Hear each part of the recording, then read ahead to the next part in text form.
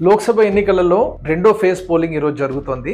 ఈ పరిస్థితి ఎట్లా ఉన్నాయనేది మనం చూద్దాం. ఈ రోజు 87 సీట్లలో పోలింగ్ జరుగుతోంది. ఇవి కేరళ రాష్ట్రంలోను 20 సీట్లు, అదేవిధంగా కర్ణాటక రాష్ట్రంలో 14, మహారాష్ట్రలో 13, ఇంకా కొన్ని రాష్ట్రాల్లో 8 సీట్లు, 6 సీట్లు, అట్లాగా మొత్తము 12 రాష్ట్రాల్లో పోలింగ్ అనేది జరుగుతోంది. ఇప్పుడు ఈ ఫేజ్ పోలింగ్ సంబంధించి ముఖ్యమైన విషయం ఏంటంటే ఈ 87 సీట్లలో కూడా 62 సీట్లు గత ఎన్నికల్లో 2019లో బీజేపీకి వచ్చాయి. అంటే ఇది బీజేపీ ఎన్డీఏ కూటమి బలంగా ఉన్న ప్రాంతాల్లో ఈ రోజు పోలింగ్ జరుగుతుంది. కాబట్టి ఇప్పుడు ఛాలెంజ్ ఏంటంటే వాళ్ళకి ఈ సీట్లో ఎన్ని నిలుపుకోగలుగుతారని. అదే బీజేపీకి రాని సీట్లు ఏవైతే ఉన్నాయో అక్కడ వాళ్ళకి అసలు గెలిచే పరిస్థితే లేదు. ఎందుకంటే 20 సీట్లు కేరళలోనే పోలింగ్ జరుగుతుంది. అక్కడ బీజేపీకి ఎట్టి పరిస్థితుల్లో ఒక సీట్ కూడా వచ్చే పరిస్థితి లేదు. అన్ని కూడా ఇండియా కూటమి వైపుకే వెళ్తాయి. సో ముఖ్యంగా బ్యాటిల్ గ్రౌండ్ స్టేట్స్ గా ఉన్నవి కర్ణాటక, రాజస్థాన్, మహారాష్ట్ర. ఇప్పుడు కర్ణాటక రాష్ట్రం చూసుకుంటే ఈసారి ఎన్నికలు జరుగుతున్న 14 సీట్లు ఏవైతే ఉన్నాయి, సగం సీట్లు, ఇవి ఎక్కువ బీజేపీ స్ట్రాంగ్ గా ఉన్న ప్రాంతాలు. అంటే కోస్టల్ కర్ణాటక బెల్ట్ కానీ, బెంగళూరులో కూడా బీజేపీ చాలా బలంగా ఉంటుంది. ఇక్కడ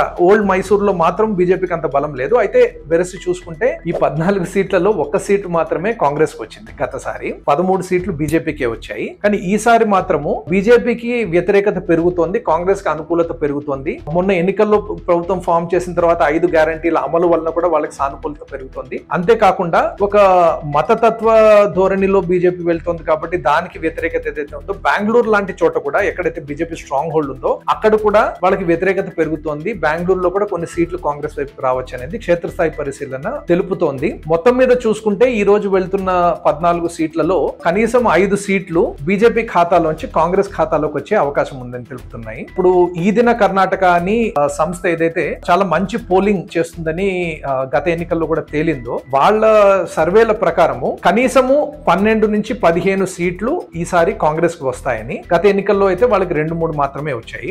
కాబట్టి కాంగ్రెస్ టాలీ చాలా పెరుగుతుంది అనేది వాళ్ళు చెబుతున్నారు. ఈ రోజు బెంగళూరులో సంచలనం కలిగించిన విషయం ఏంటంటే అక్కడి బీజేపీ ఎంపీ తేజస్వి సూర్య పోలింగ్ రోజు కూడా క్యాంపెయిన్ చేస్తూ ఒక వీడియో పోస్ట్ చేయడం, దాంట్లో కాంగ్రెస్ ని, ముస్లింలని పేర్కొనడము, దీనికి వ్యతిరేకంగా ఎలక్షన్ కమిషన్ వాళ్ళు పోలీస్ కేసు వెంటనే బుక్ చేయడం జరిగింది. అంటే ఓడిపోతామనే ఆందోళన దీంట్లో కనిపిస్తోంది. రాజస్థాన్ లో 13 సీట్లు ఎన్నికలు జరుగుతున్నాయి ఈ రోజు. దాంట్లో గతసారి ఒక సీటు కూడా కాంగ్రెస్ కి రాలేదు. కానీ ఈసారి ఇది వాస్తవానికి బీజేపీ స్ట్రాంగ్ హోల్డ్ అయినా కూడా కాంగ్రెస్ కి కనీసం 3 సీట్లు రావచ్చు. 5 సీట్ల వరకు కూడా చాలా టఫ్ పోటీ నడుస్తుంది అనేది మనకి తెలుస్తుంది.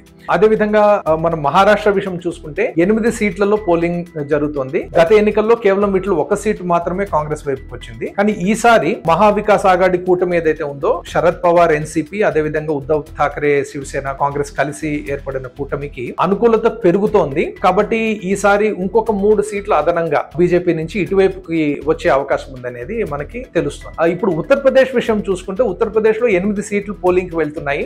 వాస్తవానికి ఉత్తరప్రదేశ్ బీజేపీకి చాలా బలమైన స్టాండ్. ఇంకా వాళ్ళ సీట్లు టాలీ అక్కడ పెంచుకుందామని బీజేపీ ఆశపడుతూ ఉంది. కానీ క్షేత్రస్థాయి పరిస్థితులు అవి మనకి వేరే పిక్చర్ అనేది చూపిస్తున్నాయి. ప్రొఫెసర్ యోగేంద్ర యాదవ్ గారు, రాహుల్ శాస్త్రి గారు, ఎలక్షన్స్ నిపుణులు ఎవరైతే ఉన్నారో వాళ్ళు ఒక 3 రోజులు పర్యటన చేసిన తర్వాత ఉత్తరప్రదేశ్ లో చెప్తున్నది ఏంటంటే గ్రౌండ్ లెవెల్లో బీజేపీకి అనుకూలత చాలా తగ్గిపోతోంది. వాస్తవానికి అక్కడ వాళ్ళు చూసిన విషయాలు 3-4 మన ముందు ఉంచారు. ఒకటి ఏంటంటే స్థానిక ఎంపీలు కానీ స్థానిక నాయకుల మీద చాలా కోపం అనేది ఉంది బీజేపీ వాళ్ళ పట్ల. రెండవది మోడీ ప్రభుత్వం పట్ల కొన్ని వర్గాల వాళ్ళ కోపం ఉంది, చాలా వర్గాల వాళ్ళకి ఉదాసీనత ఉంది. అంటే ఉత్సాహం లేదు మళ్ళీ మోడీని ఎన్నిక చేసుకోవాలి. వాస్తవానికి సాధారణ ప్రజలు కూడా చెప్తున్నది ఏంటంటే మూడోసారి మళ్ళీ అదే ప్రభుత్వం వస్తే అది ఒక నియంతృత్వం వైపు దారి తీస్తుంది అనేది చాలా మంది ప్రజలు కూడా ఎక్స్ప్రెస్ చేస్తున్నారు. అంతేకాకుండా వాళ్ళకి ముఖ్యమైన అంశాలు దేని మీద ఓటింగ్ చేస్తున్నారు అన్నప్పుడు ఉత్తరప్రదేశ్ లో కూడా వాళ్ళు నిరుద్యోగము, ధరల పెరుగుదల, అదే విధంగా గ్రామాల్లో అయితే ఈ ఆవారాగా పశువులు ఏవైతే ఉన్నాయో అక్కడంతా కూడా వాటి సమస్య మీద కూడా ప్రజలు స్పందిస్తున్నారు. అంతేకాని రామ మందిరం గురించే ఉత్తరప్రదేశ్ వాళ్ళు ఓటేస్తారు